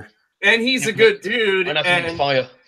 And he's a good dude. And this is no slight against him. He's not the one writing this shit, No. DJ. He's not the one. Let's have another puppet DJ. Chris DJ DeJoseph. Now, but is DJ to blame for him being there to have to write for? I don't know. Been an EV Dub acquisition. He might have been forced upon DJ. No, I'm cool with him being around and being there. I think he's a great. I want to see him wrestle like so many people on this roster. I just don't want to see him wrestle them all at the same time and win. Well, I feel like there's people should be treated like a spice on this program. I should be added in for extra flavor. Look, I feel like there was a world that didn't pan out for this season where, you get Jake Strong versus Tejano and Wagner and some other people that should have probably been there. Jake Tejano is a great match that I would love to see anywhere. And I think that, but I think Jake versus Mill would be great too. I think Jake would be fire. Jake and Wagner would be great too, but I wouldn't want to see Jake versus Wagner and Tejano with Jake winning either. Right. I get what you're saying. Yeah. All right. Well, the verdict is still somehow out on Jake Strong. We'll see what It's not the wrestler. It's the he's a talented man. I just kind of don't like his direction right now. But hey, well, this feud's got to be over though, right? He's broken Drago's leg. That's it. The feud's done. Well, right? Okay, no, because you're ending the feud with the heel winning. Come on, it's Lucha Underground. That's true. They've got to move him on from it. Like Drago's gone. He's got to. I don't know who you put him in a program with who's left around at this point in time. I mean, I'd say you get him somebody like Marty the Moth, but clearly Marty's in a different program now. Yeah, and plus Marty's really good, so he'll probably get sacrificed to the gods next week. I mean, this is the part of the season where you're locking. That doesn't happen. That doesn't happen. I just was joking. Okay. Well, this is the part of the season where you're locking in your feuds for Ultima Lucha, and most of the landscape is supposed to be clear, but the landscape to me for Jack Swagger is unclear because a handicap nunchuck match with Drago and Aerostar going over sounds like what you would do at Ultima Lucha, but clearly that's not what's going to happen now. And I don't know that you do something else gimmicky with him. He's done the nunchuck match. I think that's it. So I don't know. We'll see. Anyway, you know what else? You know what else is happening at Ultima Lucha? You know what else is happening? Well, I know you were fucking there. What are the two most beautiful words in the English language, you guys? Melissa Santos? No. Death match. Wait, we haven't got there. Let me get there. I was literally at a death match. There was a death match, and someone went through a fire-lit pane of glass, which was through a table with carpet rods on it. Oh, dude, I just got a boner. Ricky Shane Page. Never heard of his name. Never heard of him, but I want to see him die now. Deathmatch Daddy. He's an American guy. All right, so let me get through this four-way match so we can talk about death matches real quick. Four-way number one contenders match: Mill, Penta, Cuerno, Dragon Azteca Jr. We don't need to talk about it. Cuerno loses again. He doesn't get a win any time. I had high hopes for this match, but when you have Daj trying to chase Phoenix, well, Melissa tried to talk some sense into Phoenix when he came down to the ringside, and then she runs away from Phoenix, and then Daj does the sweetest dive out of the ring in Lucha Underground history, where he went over the side turnbuckle, and he went hard. And they went all the way into the announce table. Freaking sweet dive. Do you know what my vignette end game for this Phoenix and Melissa thing is in my mind? Cuerno getting pinned. Necrophilia. No, not necrophilia. No, is him just eating her brain, but then like still being hungry. That's wow. I get that. That's a joke. What if he fucks the hole in her head that he made by eating her head?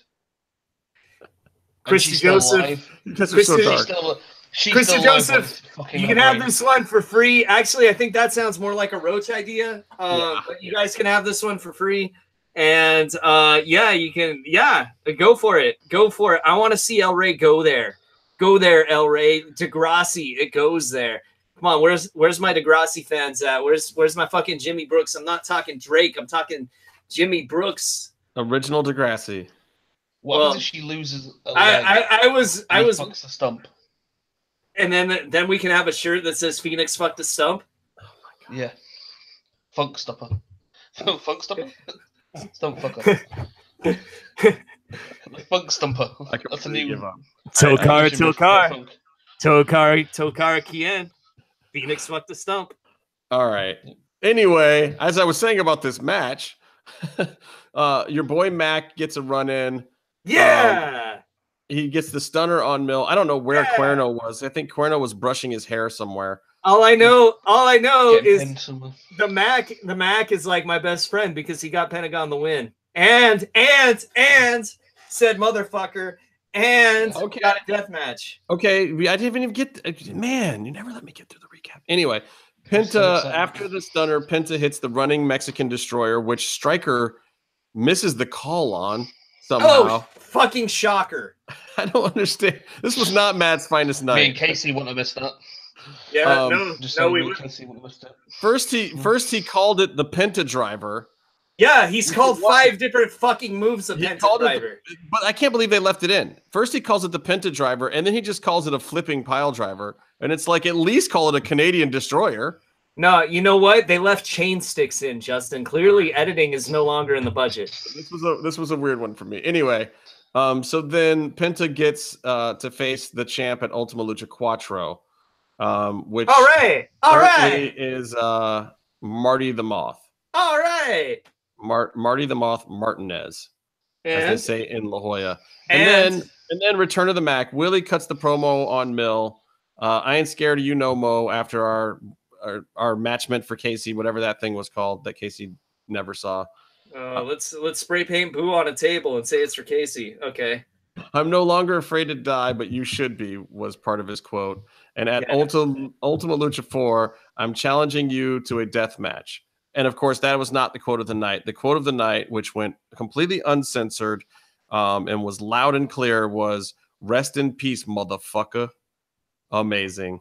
It's great. I popped so hard. I popped out of my skin for that one. Because I heard about the line, and I was a little concerned that they would bleep the motherfucker, like when they cut out him calling Johnny Mundo the N-word that got the biggest pop in Lucha Underground history. Yeah, well, that's a little more sensitive. This is just this old school Carlin words that people don't normally get to say on TV, even at 10 o'clock time slots. Even, Sci-Fi Channel's been getting away with it a bit now with Blood Drive and a few other shows, but man, have you guys been following Willie? You guys follow Willie Mack on Twitter, right? Yeah. Yes. And you see all the shit he's been doing in Japan at fucking Dragon Gate and shit, and he's teaming with fucking the legendary Don Fuji, founding member of Crazy Max. What the fuck? That's awesome. Oh, yeah, Willie Mack is just on a tour of destruction right now.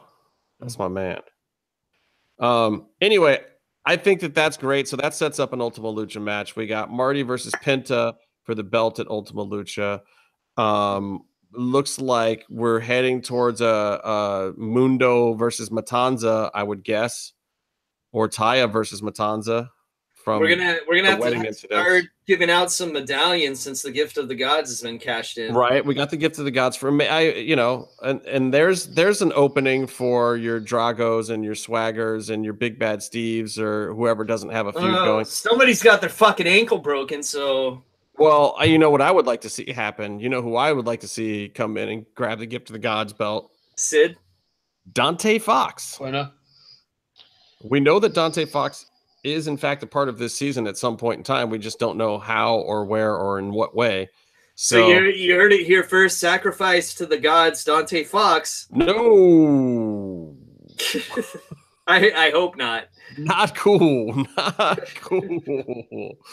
We don't need to joke about that even. Oh man. I've just sent you a picture. I've just sent you a video of the death match into the DM. Oh yeah, baby. We need to watch that. So I want to quickly talk about Impact. The Mexico tapings for Impact have been pretty good. Wow. Okay, that was dope, dude. Yeah. I gotta say, where is this? You can just play the.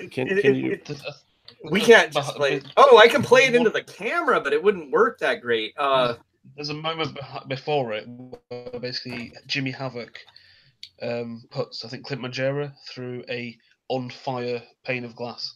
Nice. I like Jimmy I Havoc. can try that.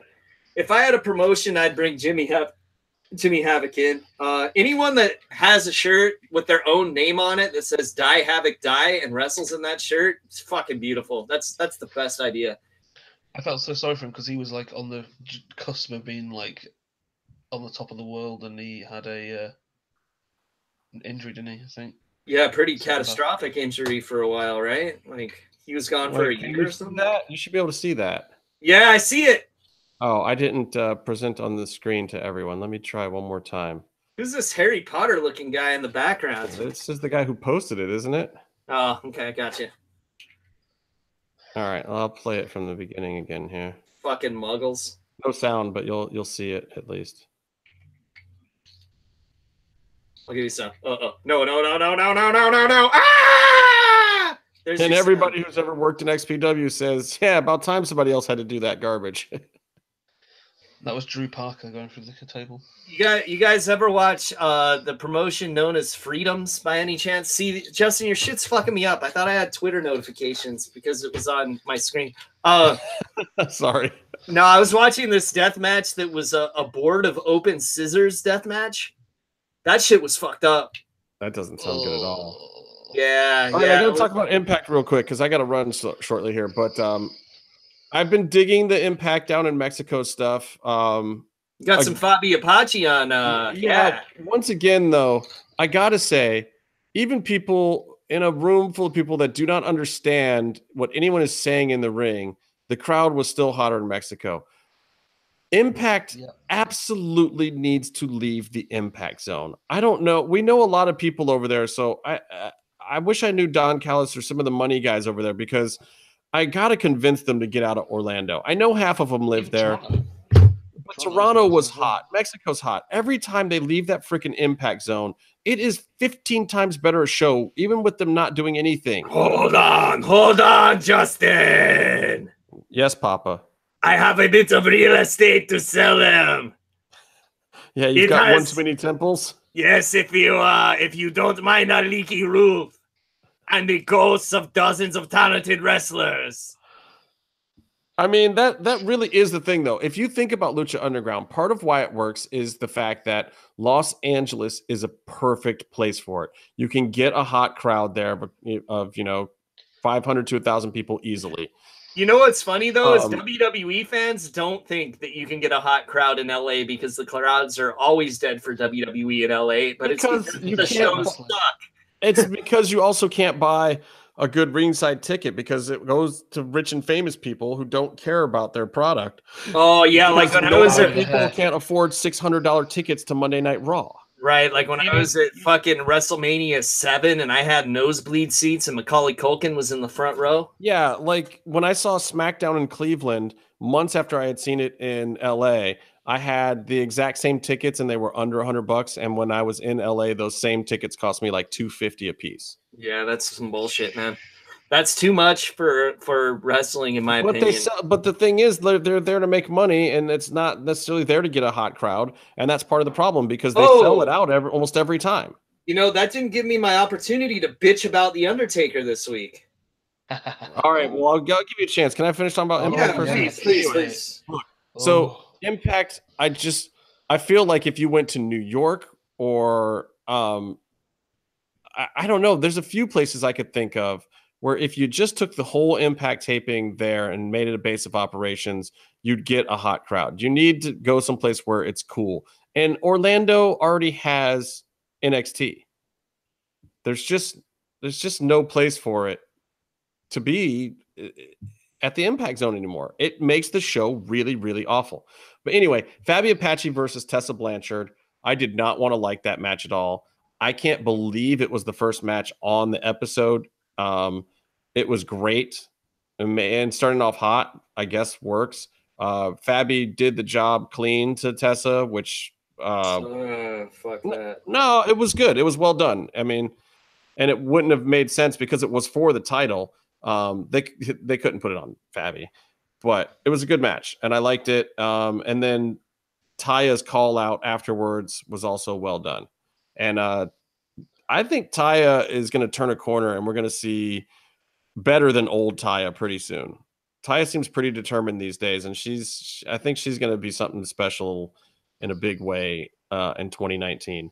And if you guys want to see highlights of this, follow the Mexican Impact account because they add explosions to the highlights, and it's fucking amazing. The Cage Jake Chris match was whatever, but Penta and Phoenix did kidnap Jake after the match, which was kind of interesting. And then Austin Aries starts to cut a promo. It's good. It's an Austin Aries promo. It's, it's fun. Yeah, it's good for an Austin Aries promo. It's good. And then Moose grabs the mic, and Moose had a little bit of heat on it. Moose put a little stank on it. It was kind of nice. And then Cross gets the microphone as if he's an afterthought. He's the low man on the totem pole of the three in the grand scheme of wrestling hierarchy. So, yeah, he gets the mic third. And really what should have happened at that point is Austin Aries should have grabbed the microphone from him and said, "You don't need to cut a promo, Kevin," and then just left. Because what proceeded to happen after that was Kevin Cross stole the entire show. He cuts this Johnny neck brace promo on Johnny Mundo about how he just goes to companies and his ego infests everything and he takes over and he kind of shoots a little bit on him. But the looks that he was giving, nothing short of absolutely frightening. And the Johnny neck brace line was amazing. And he did it totally deadpan too. No tongue in cheek at all. Absolutely amazing. And then there was a little bit of a LAX angle. The match with the Desi Hit Squad was terrible. But King's promo on Conan afterwards about losing his mask in Mexico City and why he's a sorry sucker was great. I mean, he used all real shit from Conan's career. And Conan probably wrote the promo himself. Yeah. Basically tore himself up and shot on himself. But it was really fucking fire. It was good. And the whole LAX feud somehow is still fire. They're playing that out really well. And then the final match was the Cross and Moose versus Johnny Impact and Eddie Edwards. And here we go. This is an amazing thing. You've got Moose, who's been around for a while now. You know, in the grand scheme of things, I don't think that he's been in longer than Kevin, but he's probably been more consistently wrestling in the last year. I don't know. Maybe they're around the same amount of time, but he's got a little bit of seniority at TNA or Impact, whatever. And then Eddie Edwards is in there, and Eddie's getting to be a veteran these days himself. And then you've got Mundo, who, of course, is a huge veteran. And I've seen Cross versus Mundo before. A while back in Vegas at FSW. Mm-hmm.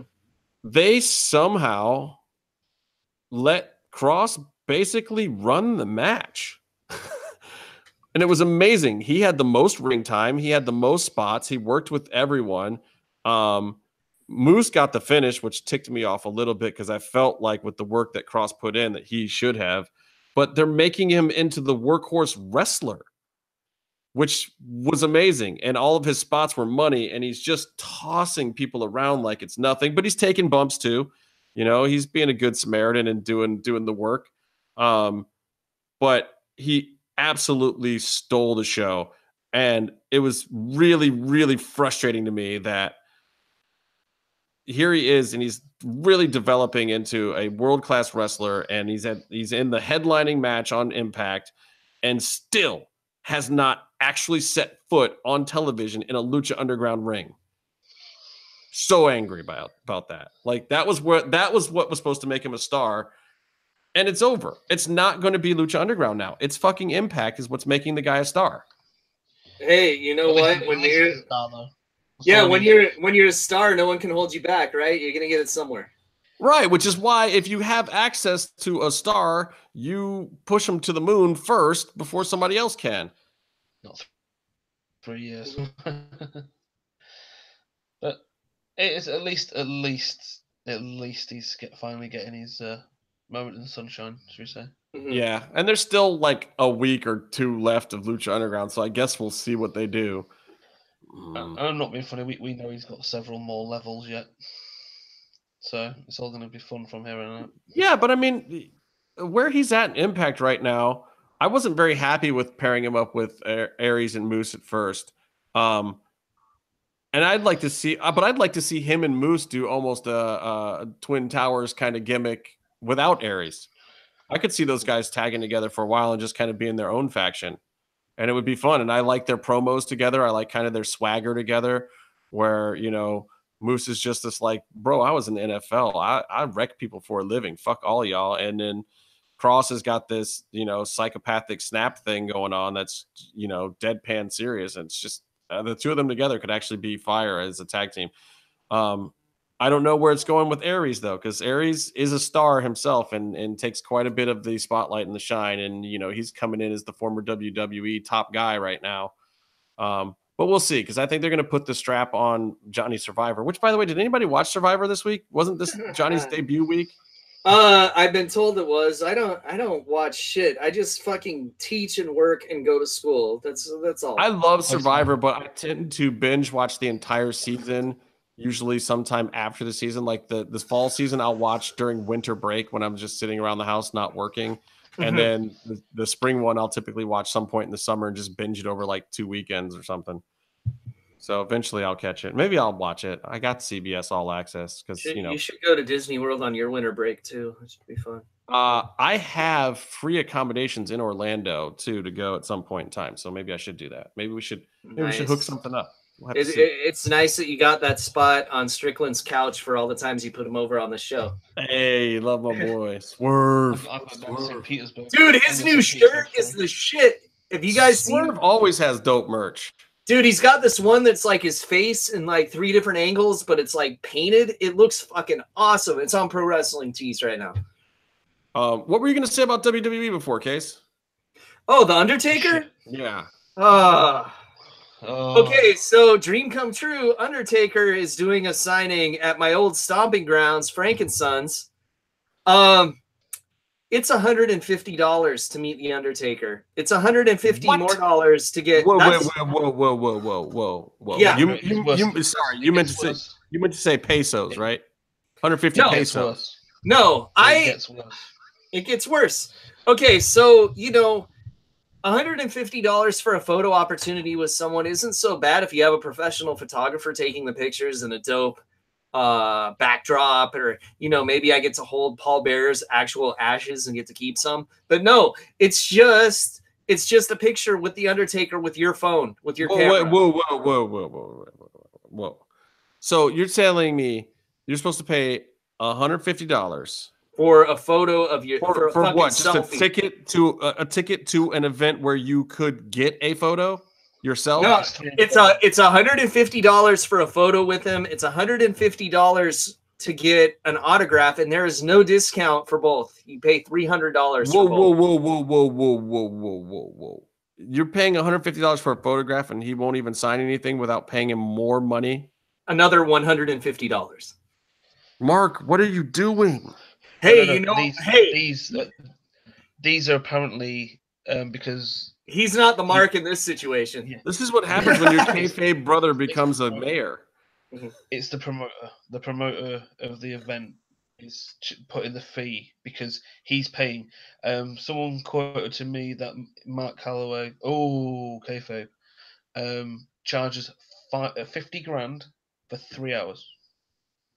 Oh, so that's why. Yeah, so he's basically doubling Flair's price, right? Because I think Flair's like $20,000, $25,000. Yeah. I would pay Flair $20,000 to show up someplace for 3 hours, but it wouldn't be for a signing. It would be for me and him in a limousine, woo, having a good time. I feel like you need to get him on your food shows, Justin. I would do that in a minute. It takes the Undertaker 3 hours to just get from the bit at the back to the table and out of breath. Dude, it's not out of breath. He's playing mind games with his opponent. And we saw that at that WrestleMania with him and Roman Reigns. I know a guy that never happened. Scooter. He could get an electric scooter, and he could. I'm pretty sure nowadays you could put a machine gun on because he likes guns. You know what? The Undertaker does not need a rascal, and he does not need guns because his fists are his weapons. And the Tombstone Pile Driver and the Choke Slam. When is that silly WWE pay-per-view? Like I watched all the WWE programming this week, and I was going to talk about it on the show, but I can't remember. I can't remember any of it. I don't remember one thing that happened this week that is even worth talking about. I don't know. You know what happened? Oh, the Samoa Joe's promo. I know Joe's promo. Joe is fire. Wait, you basically called Rocky's bitch, so that's quite nice. God, his head is like getting to Byron level size fatness. Ego wise, Byron's got an ego, but it's just a false ego for his self. No, I actually mean Byron has a very physically large head, like Prince Albert status. A-Train, not the dick piercing. I was gonna say. Yeah, or not your actual Prince, Meef, from times past. No,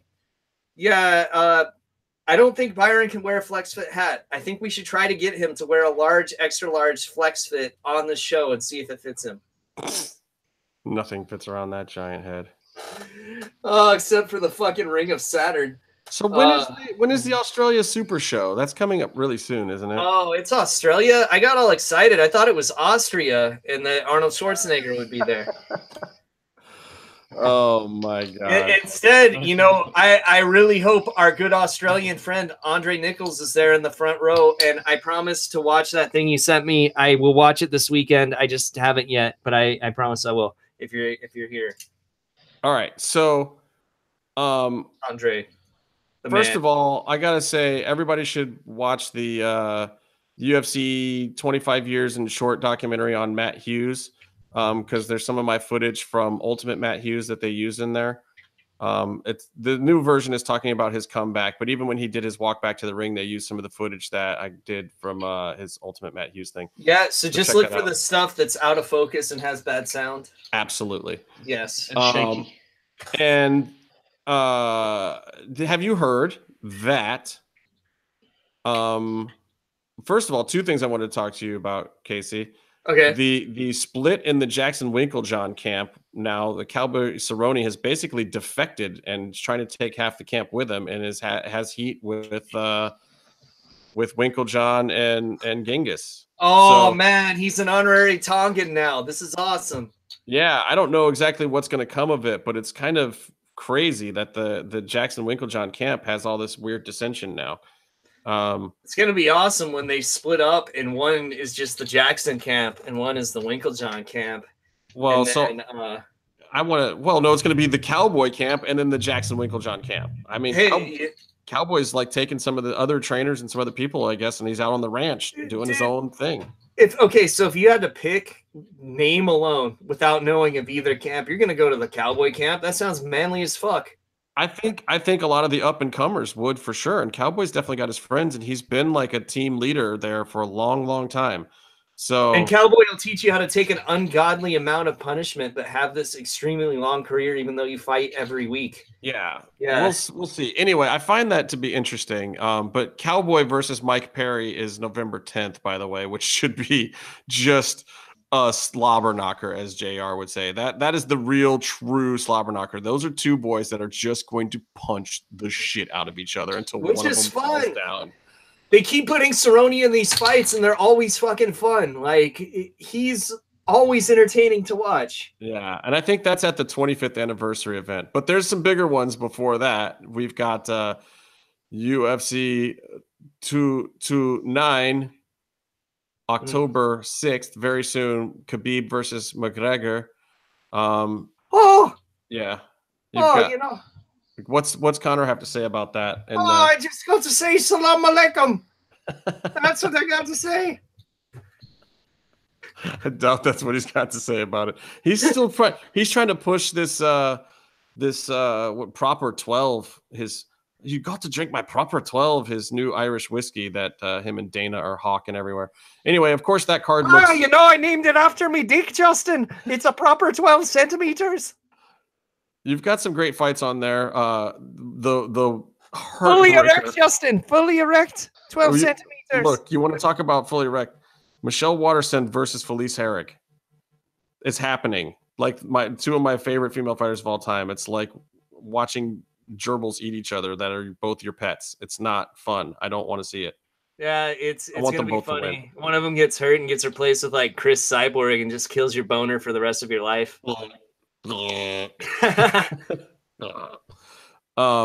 Anyway, yeah, and Tony Ferguson versus Pettis is on that card too. There's a bunch of great fights on that card. Dude, Ferguson versus Pettis, which is like a fucking afterthought at this point, but that's going to be a dope match. There'll be some fire in that match. I think Tony wins that fight fairly easily, but Pettis is still crafty.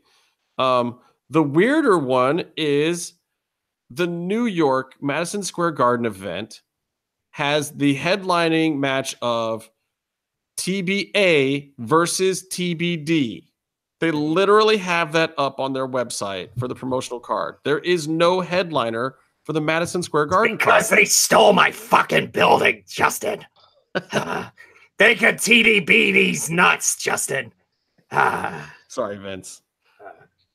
But of course, there is somebody that would be perfect for this card. There's two somebodies that would be perfect for this card. CM Punk. No, we're not. How about Phil? Phil Brooks. There's How about you, Phil McCrevis? Hell. There's a certain rematch that should happen with a certain guy that just became eligible to fight again by that time. How about you fill my balls on your chin, Justin? A certain guy named John Jones is he got his suspension handed down as 15 months retroactive, which means the Martian Manhunter in action. He is available late October, which means he could, in fact, be the headliner for this card on November 3rd. And against Brock Lesnar. No, I think he should fight. What's his face that he had the really good fight with when he was champion? Why can't I think of his name? Not Jake Strong. The one that's like Jake Strong. Why am I blanking on his name? Blonde hair. Gustafsson. Yeah, thank you. Joseph Mengele. How am I drawing a blank on Gus? Anyway, that would be a great I kind of fight. like Meef's idea of Joseph Mengele being a fighter. I don't know why. Just so, like you throw his skeleton in there. Oh, it'd be great. Anyway, it absolutely should happen. Yeah, dude, John Jones beating the shit out of a Nazi skeleton would be amazing. I don't know. I don't know why that is blank. I don't know if there's GSP or something, but they got to put something big on that card. Like my dick. I mean, right now they have the Dustin Poirier Nate Diaz fight, but it's not for a belt. There's, they got Jacare versus David Branch on there, but it's just like there's no names, there's no fire. The last two Madison Square Garden cards had like 2 or 3 belts being defended. There's no belt. I feel bad because I don't know who the fuck David Branch is, and I feel like I should. Yeah, he's good, but I mean, and then you've got Rockhold versus Weidman just kind of thrown in there, but neither of them are ranked that high right now. And then you've got like Groovy Lando Venata's got a fight. So there's some guys with some fights. It could be a great card, but Jacare can't headline it. No, he can't. As much as I like doing the alligator arms every time he gets mentioned, and I'm doing them now, even though you can't see me on camera, Jacare is not a main eventer in Madison Square Garden. What about Justin versus Zack Sabre Jr.? Oh, let's go. Some orienteering with Napalm Death. That's going to happen. Light tube match. That's going to happen. The light tube match between me and because I want Zach to prove that he's some kind of legit badass. It's not about weapons. There's not going to be any weapons except my wallet chain when I choke him out with my wallet chain. My fists are my weapons, Candido. I don't need no tables. I don't need no chairs. My fists are my weapons, Candido. Meef, have you got more shows to go to tomorrow? Or are you done? No, I'm not going to the Wembley show that's going on for Progress, so I'm actually going home. Oh shit! So Wembley is Davey Boy Smith wrestling fucking Bret Hart? Like what the fuck? Oh Jesus! Well, we're glad that you've had a happy birthday. We're happy you made it through another year. How old are you, Meef? 40. 48? 49 now? 30. 31? 31. I feel like there's some kayfabing of the ages going around on Fire Pro. You're not that. You're clearly older than that. No, dude. His mustache is older than that. No, his mustache is a lot younger than that. It's not there. It's gone. It's gone. I know. Thank God. I appreciate you for doing that. Well, we don't look like brothers now, so made the Fire Pro Wrestling edit fucking updated. Yeah, we can just wrestle as you with the mask though, because he did make a Phantasma outfit.